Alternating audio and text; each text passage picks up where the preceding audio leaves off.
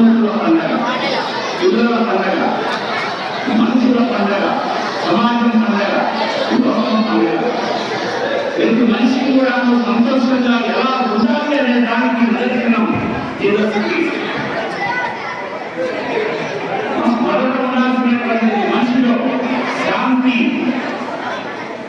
త్యాగం, ప్రేమ, క్షమ, దయ, కరుణ, ఈ 6 గుణాలని కూడా ప్రతి మనిషి తనలో పెట్టుకోవాలి అనేటువంటి విషయాన్ని చెప్పినటువంటి వారు.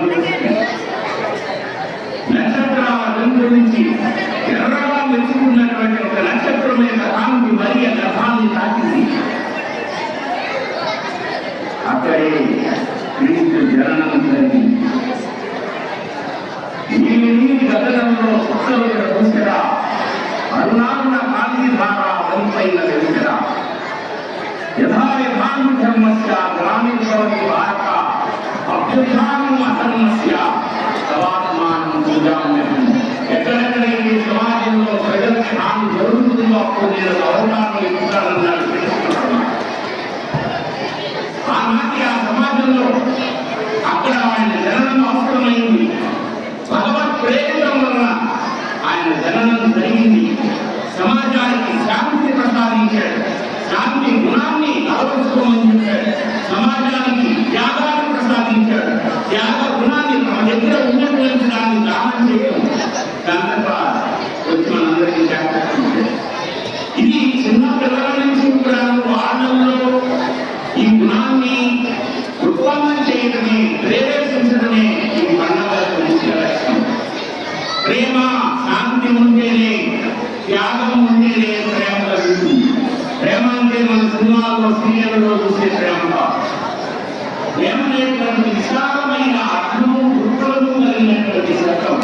తల్లి ప్రేమ, తల్లి ప్రేమ, ప్రేమ, స్నేహితుడు ప్రేమ, పశువుల ప్రేమ, ప్రకృతి ప్రేమ, ఇంకా అనేక విధాలుగా ఈ ప్రేమ గురించి ప్రేమ అనేటువంటి శబ్దం విశ్వవ్యాపకమైనటువంటి.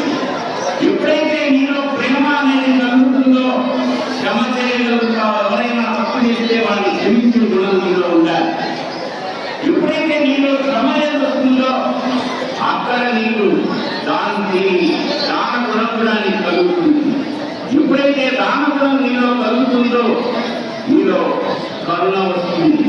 ఎక్కడైతే కరుణ కలుగుతుందో అక్కడ దయ కలుగుతుంది. ఎక్కడైతే దయ ఉంటుందో ఆ సమాజం సుభిక్షంగా అందరూ కలిసి ఆనందంగా ఉండగలుగుతారు. మనకి అద్భుతమైనటువంటి రోజున మీరందరూ కూడా ఈ చెప్పినటువంటి ఇందాక శ్రీమోహన్ గారు కూడా చాలా విషయాలు చెప్పారు. అవన్నీ కూడా చేసుకుని ఇప్పుడు నేను చెప్పినటువంటి విషయాలు కూడా తెలుసుకొని మీ జీవితాన్ని సుఖమయం చేసుకుంటారని, చేసుకోగలరని ఆశిస్తూ ఒక 4 వాక్యాలు. యవ్వాను విశ్వప్రేము విశ్వము కై పంచిపెట్టే, యవ్వాను శాంతి కాంతికై మనవారికి శాంతి కూర్చే, యవ్వాను సకల ప్రాణుల రక్షణ బాధ్యతన భుజముపై ఎత్తెను, యవ్వాను తన వ్యక్తిత్వము చేత, యవ్వాను తన వ్యక్తిత్వము చేత తన పేరును ఒక శకమును పొందగలిగే. క్రీస్తు శకం శారీరమైన శకం తర్వాత క్రీస్తు శకం కనుక తన పేరును ఒక శకాన్ని సృష్టించుకోగలిగినటువంటి వ్యక్తి అంత మహానుభావం. క్రీస్తు శకం అని అంటాము.